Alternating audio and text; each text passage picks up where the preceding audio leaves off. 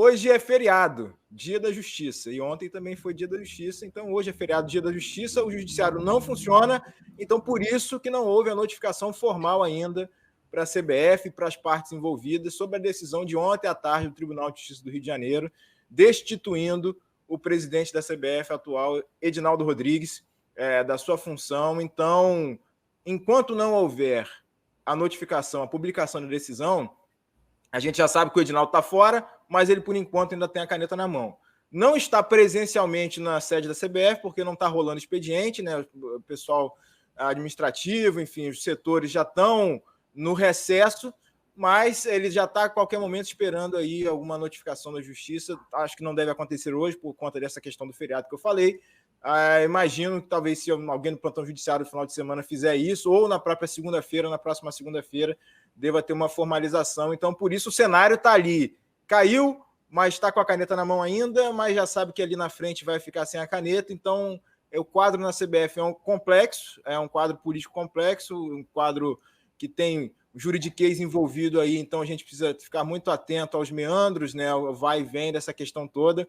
O futebol brasileiro vivendo uma situação, não que é inédita, né, troca ou saída de presidente, mas mais uma situação, mais um momento complexo aí, politicamente falando, enfim, com todo esse drama no judiciário acontecendo aí, justamente nesse 8 de dezembro, Dia da Justiça. A gente tenta entender, tenta traduzir para o nosso amigo que está acompanhando aí o que está rolando na CBF, mas hoje o cenário de momento é esse.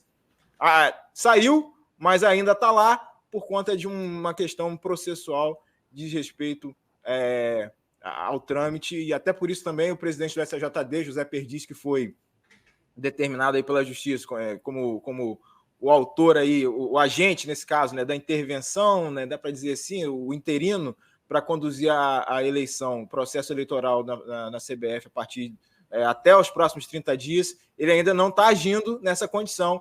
Então, é preciso que o rito processual se cumpra para que as decisões na prática elas aconteçam no cotidiano da CBF, mas politicamente já está fervilhando tudo e a gente pode destrinchar isso aí ao longo do programa. Ou seja, caiu, mas não caiu e vai cair. Basicamente, essa loucura por causa também do feriado. PVC. Mas o que eu consegui entender, vamos lá, vou interpretar aqui. Tem um golpe. Tem um golpe respaldado por uma decisão jurídica. A gente já viu isso na política brasileira. Vamos lá.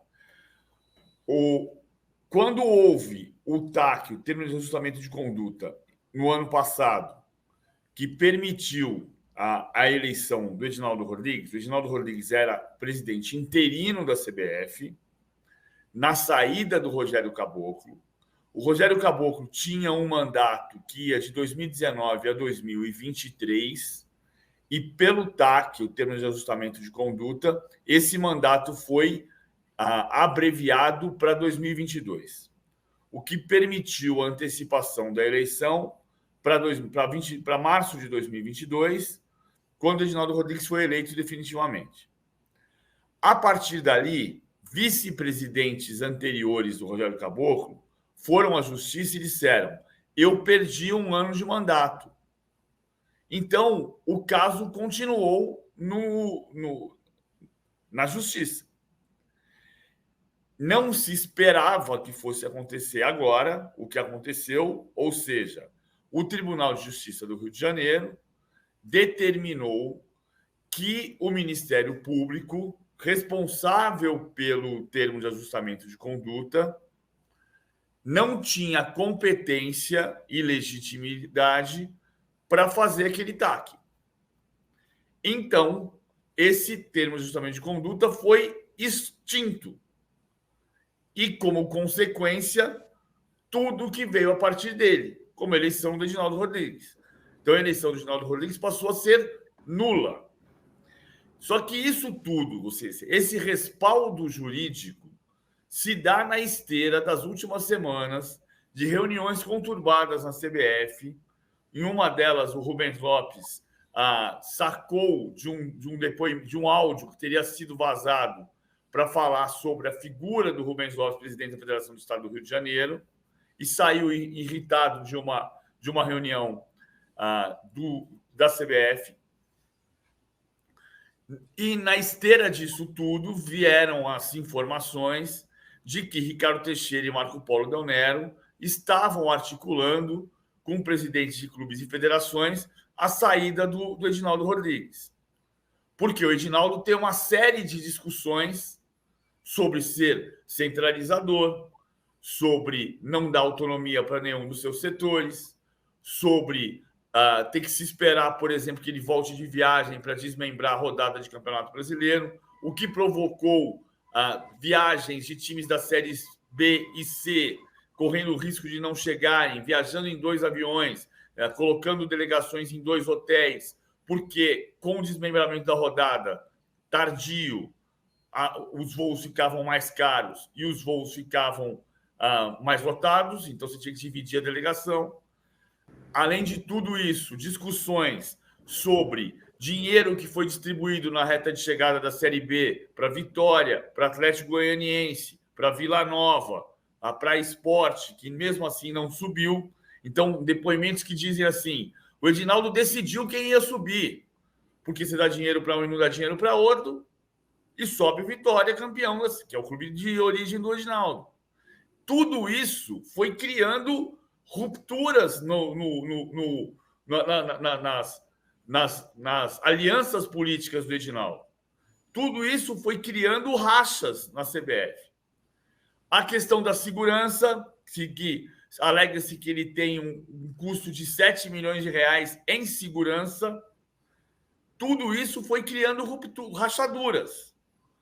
Então, aí você vê o que eu chamo de golpe. Um golpe respaldado por uma decisão jurídica. Exagerei, Igor? São muitos elementos, PVC. De fato, é um olhar muito abrangente que a gente precisa ter quando a gente analisa a ação da CBF. Igor, só para pegar, só para não perder o raciocínio do PVC sobre essa questão das reclamações em cima do Edinaldo, o que eu tenho de informação é que também há uma reclamação dos patrocinadores oficiais da seleção brasileira.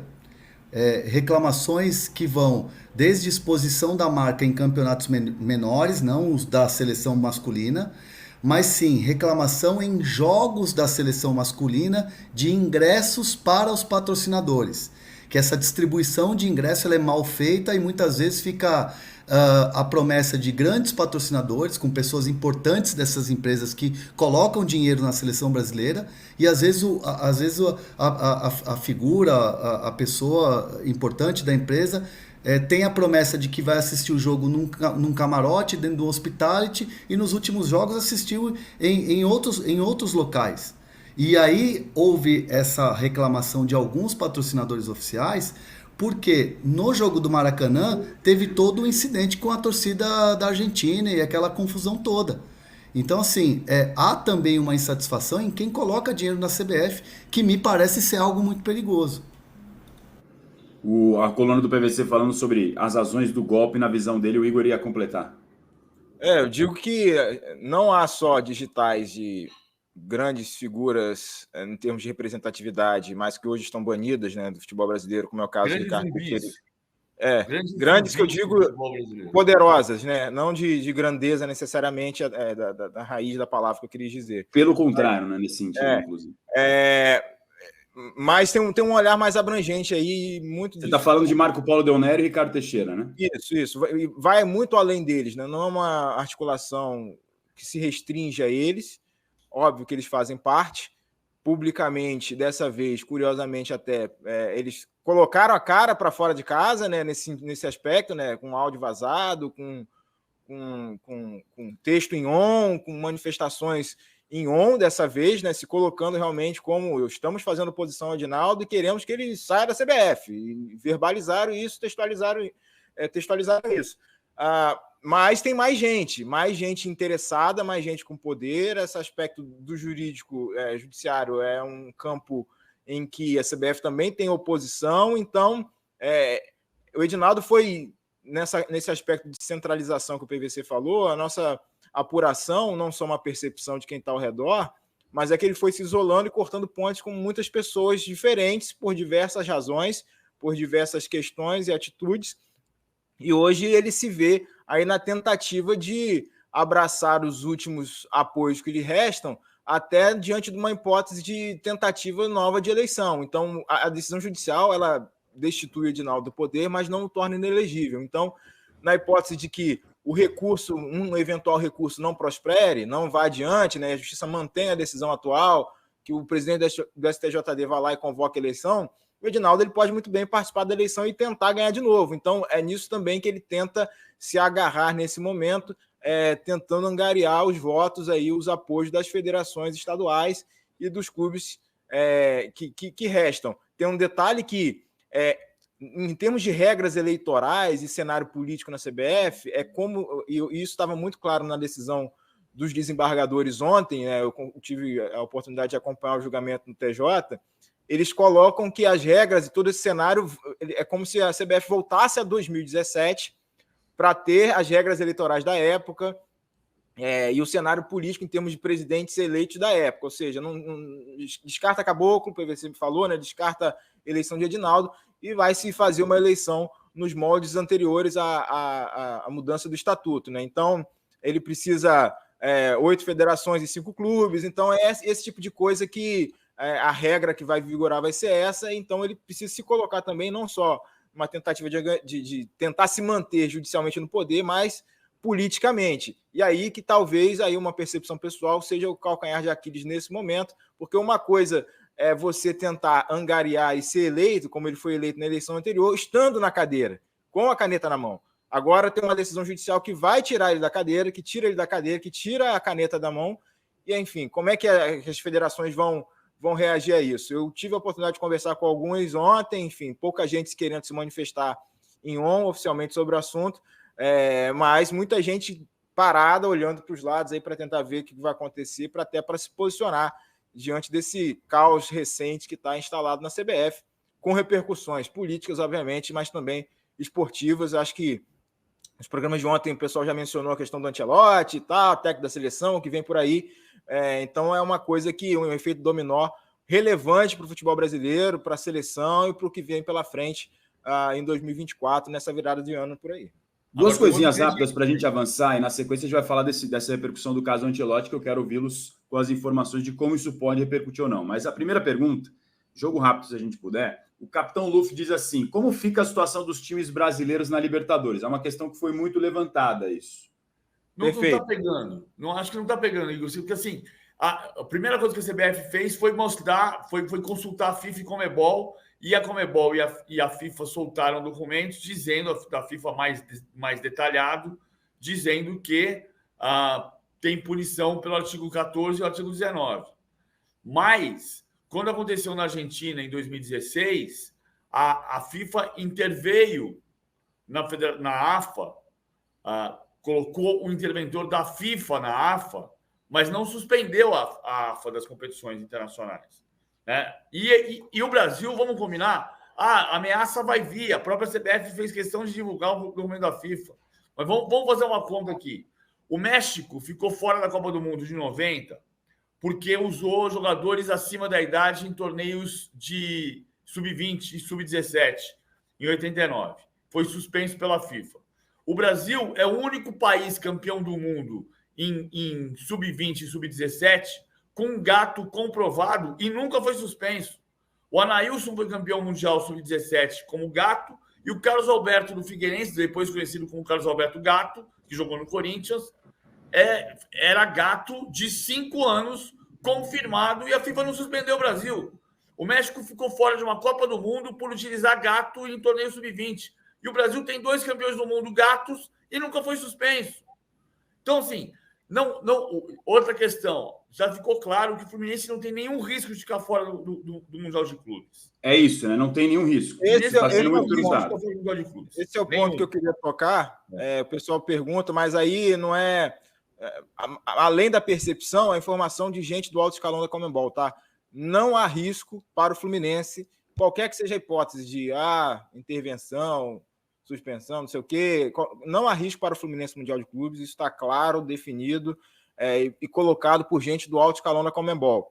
Sobre a intervenção em si, né, o que a gente recebeu de informação da Conmebol, também gente ligada à FIFA, é que eles estão mais preocupados com o rito do que com a pessoa. Nesse caso, para eles, no ponto central não é se o Edinaldo, no final de tudo, vai ficar, se o Edinaldo sair, aí a gente vai fazer intervenção. Não. Eles estão olhando, observando o processo todo, enviaram, de fato, esses documentos, como o PVC mencionou, mas estão olhando para ver se o procedimento, se o processo em si vai ter algum cavalo de pau fora da pista ali, né, das linhas, acho que vocês estão entendendo o que eu quero dizer, ou se isso vai seguir dentro de uma aparente legalidade, esse aspecto todo dentro da CBF. O que se tem hoje é uma decisão judicial. Dá para dizer que a decisão judicial é ilegítima? Eu, pessoalmente, não consigo dizer que, nossa, a justiça está cometendo a gente usa a palavra golpe, né, mas pelo contexto político como um todo. Mas, estritamente olhando para a decisão judicial, é uma decisão judicial. Então, decisão judicial teria que se cumprir. Então, não vejo como a FIFA e a Conmebol se insurgirem diante de uma decisão judicial em si. Agora, quando tem ingerência do governo, o governo vai lá, fecha a Federação Nacional, bota outro presidente, isso a gente já viu acontecer em outros países africanos, asiáticos, e o pessoal realmente é suspenso, e são federações nanicas, como o PVC mencionou, dentro do contexto de futebol. Então, nunca aconteceu algo de vulto desse porte de suspensão. Sai daqui, Brasil, sai daqui, Seleção Brasileira, com uma associação nacional tão relevante como é a CBF, dentro do contexto de futebol mundial, por mais que se discuta, o Edinaldo tem moral na FIFA, não tem, tinha o Avelange lá atrás e tal, o Ricardo Teixeira, mas esse é a minha perspectiva, misturando um pouquinho da informação que a gente recebeu desde ontem. A outra pergunta que eu ia fazer para vocês vai ter um recurso ou a eleição deve acontecer de alguma forma? Isso está projetado ou é indefinido nesse momento? Eu acho que indefinido, porque, assim, a CBF deu férias coletivas para todos os funcionários. Só tem segurança no prédio da Barra da Tijuca. Aí o STF, o Tribunal de Justiça tem que entregar a documentação para destituir o Edinaldo. Mas não tem ninguém para receber. Nesse período de 30 dias, o Edinaldo tem que ser... A CBF tem que ser notificada e convocar novas eleições. Se ela não é notificada, ela ganha um tempo para o recurso. E se ela não é notificada, ou ela ganha tempo para o recurso, ou ela tem tempo para o Edinaldo convocar as novas eleições. Então, assim, ficou indefinido. O feriado de hoje atrapalha a notificação. Segunda-feira, o que vai atrapalhar a notificação são as férias coletivas da CBF. O Edinaldo foi muito articulado. Ele percebeu o movimento e se antecipou. Tanto que ontem, a decisão do TJ veio a documentação da FIFA. Por que ele pediu uma documentação da FIFA, uma posição da FIFA sobre o que estava acontecendo se não tinha acontecido ainda? Ele foi muito articulado. Só que ele tem um problema fundamental. Ele está sendo destituído por incompetência. Ninguém pode ser empichado por incompetência. Você é empichado por corrupção. Você é impedido de executar seu cargo se você tem uma prova contra ele. Mas ele tem 7 milhões de reais de gastos com segurança. Se ele comprovar que ele precisa desse gasto, ele não vai ser destituído por corrupção. Ele está sendo deposto por incompetência. É isso que está acontecendo, por falta de articulação política. Só que, apesar de não conseguir se articular, centralizar tudo na sua mão e perdendo aliados, apesar disso tudo, ele teve uma sagacidade para se antecipar ao movimento. A gente vai falar na sequência de mais mercado da bola, sobre a situação do Santos com receitas que estão caindo. O Bruno Andrade tem novidades sobre o futuro do Scarpa, ex-jogador do Palmeiras, e também sobre o Joaquim, zagueiro do Santos, nomes que estão na mira de clubes, e vamos falar também ainda sobre a prancheta do PVC com o Grêmio vice-campeão brasileiro. Antes, chegamos ao ponto que eu tinha mencionado anteriormente. Carlo Ancelotti. E aí? Como é que fica, Hernan? Não, assim, vamos lá. E aí o Igor pode me ajudar, porque o Igor é um cara que está mergulhado no universo CBF. Quando a gente tem a confirmação, mesmo que em off, de que a seleção brasileira tem um acerto com o Carlo Ancelotti para 2024, o que eu sempre ouvi das pessoas, o que eu sempre ouvi das fontes foi uma negociação que o presidente Edinaldo fez sozinho. A vinda do Ancelotti é um desejo único, exclusivo do presidente Edinaldo. Não tem um plano B, não tem um plano C, não tem um plano D. É o Edinaldo que quer o Carlo Ancelotti é o único nome, ponto. A ideia do Diniz foi até uma ideia que também surgiu de ex-grandes jogadores da seleção brasileira, que ganhou força com os atuais jogadores da seleção brasileira, e claro, os resultados do Diniz falavam por si só. A questão do Ancelotti agora fica todo mundo assim, ó, sem saber o que fazer. Quando você manda uma mensagenzinha e pergunta, e agora como é que fica? Só faltava mandar aquele emoji assim, né? E agora? Porque essa decisão do Ancelotti, essa ida atrás, esse acerto, essa situação para 2024, que o Ancelotti nunca falou em nas coletivas, quando foi perguntado, a gente sempre ouviu que era algo exclusivo do Edinaldo Rodrigues. Agora, sem o Edinaldo Rodrigues, é uma tremenda de uma incógnita. Se já tinha dúvida, agora é ainda maior, PVC. Não, como é que ele fala?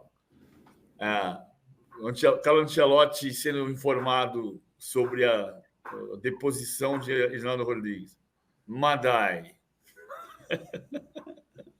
É assim que o italiano responde. Madai. Madai quer dizer droga.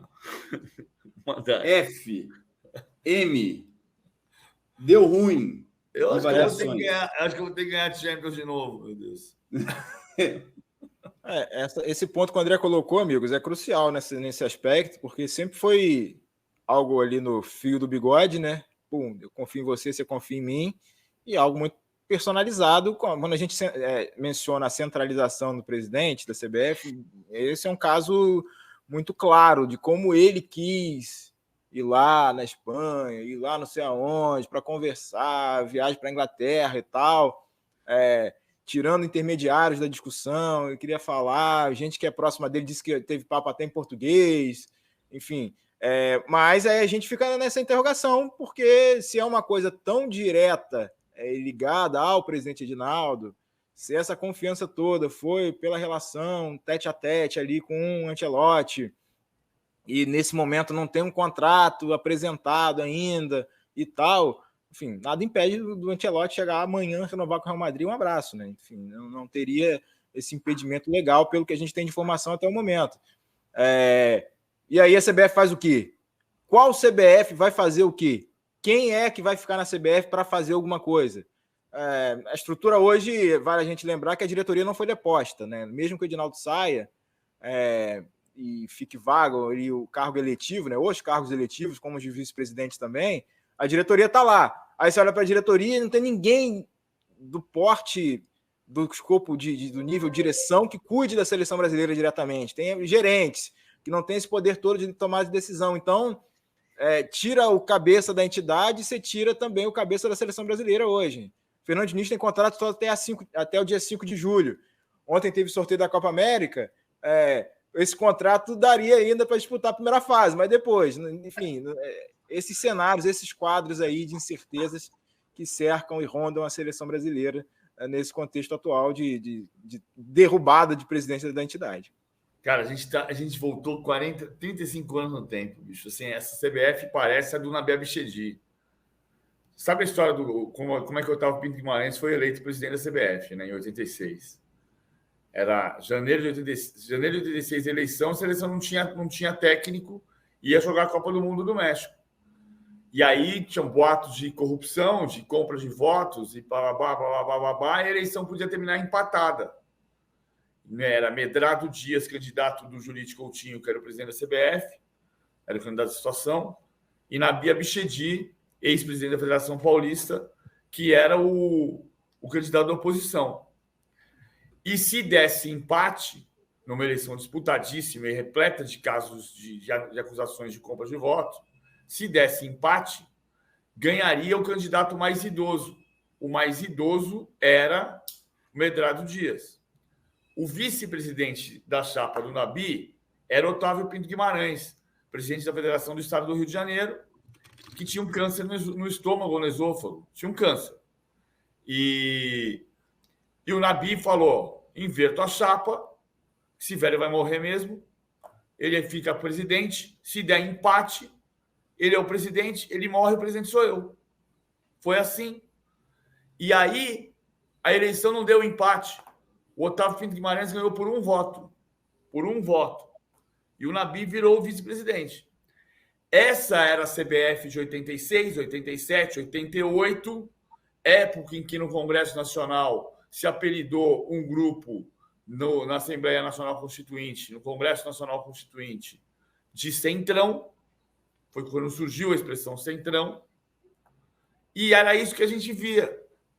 Aí o Campeonato Brasileiro de 88 começou com o jogo Vitória e Bangu. No meio do jogo chegou o Nabi com um documento dizendo, olha, se der empate, disputa por pênaltis. É o que diz o regulamento que nós acabamos de assinar. No intervalo do jogo chegou a informação. Nesse período o Brasil tomou 4-0 do Chile, 4-0 da Dinamarca. Nós voltamos 35 anos no tempo. Você sabe, PVC, quem deu esse voto de desempate? Aí que o Acre, ficou... não foi o Acre? Exatamente. Senhor Antônio Aquino Lopes, o presidente Tuniquinho, que é vice-presidente da CBF na chapa do Edinaldo hoje, tá? Tá ali até hoje esse personagem ali. Presidente da Federação do Acre. Olha o futuro, falso. É o Museu de Grandes Novidades. É o Museu de Grandes Novidades. Aí, ó, emplaquei uma do PVC musical aqui hoje, rapaz. Tá pensando o quê? É isso aí, Cazuza neles, toma. O Igor, então, eu tô prevendo que a confusão vai render ainda nas próximas semanas. Certamente. A ver se vai ter recurso ou não, como é que vai fazer, se vai ter eleição ou não. Promete esse bastidor da CBF, a gente conta muito contigo e com o Rodrigo Matos, dupla que está muito em cima disso. Desse imbróglio todo de 86 e 89, voltou a dizer uma coisa. O Otávio não morreu. Durante o mandato. Naquela época. Ele não morreu durante o mandato. Ele terminou o mandato e o Nabi foi vice do início ao fim. O Brasil voltou para o passado. Hoje em dia, terminar mandatos hoje em dia tem sido luxo para os presidentes da CBF, diga-se de passagem. Pois é, né? Ricardo Teixeira não terminou mandato, Marco Paulo Leonero não terminou mandato, Edinaldo também não terminou mandato, enfim, Rogério Caboclo não terminou mandato, são 4 aí recentes. Se a gente considerar que o Marinho terminou, mas o mandato não era do Marinho, era do Ricardo Teixeira, então o Marinho concluiu o mandato do Ricardo Teixeira e teve o Coronel Nunes, Andrezinho, saudade do Coronel Nunes, em relação a sendo ao tampão ali, que não foi eleito propriamente para o cargo. Então, 2 interinos, sem contar aquele mês que entrou o Marcos Vicente, mas aí é uma celeuma que não dá nem tempo de relembrar agora, mas fato é que terminar mandatos para os quais foram eleitos é algo de luxo para os presidentes de federação da CBF nos últimos anos. Ou seja, ser presidente da CBF está sendo tão difícil quanto treinar times no futebol brasileiro. Basicamente é isso. Tem interino, toda hora mudança. Claro que por razões diferentes, bem diferentes, nos casos dos presidentes da CBF, casos de corrupção, denúncia de assédio, daí para baixo que a gente tem presenciado nos últimos anos na Confederação Brasileira de Futebol. Igor, obrigado pela participação. Está aprovado o cenário natalino aí, já está preparado. Dá os parabéns aí para... Agora ouviu, tá? Boa, parabéns para a patroa, então. Tá passado o recado. Muito obrigado, viu? Valeu, amigos. A gente volta semana que vem. Vamos ver se o presidente da STJD vai assumir mesmo, se vai ser notificado, enfim. A celeuma toda continua e a gente está de olho. Enquanto houver confusão, a gente está aqui para reportar também, né? Um abraço para vocês. Continue se inscrevendo no canal, vocês que estão aí acompanhando a gente ao vivo. É isso. Muito obrigado ao Igor Siqueira. Deixem o like. Achei que ele ia falar, enquanto tiver confusão, a gente está no meio dela. Mas calma, ele está só reportando. Ele vai seguindo para noticiar. É o papel do jornalista também. A gente está aqui para te ajudar a entender essas coisas que não são tão simples assim.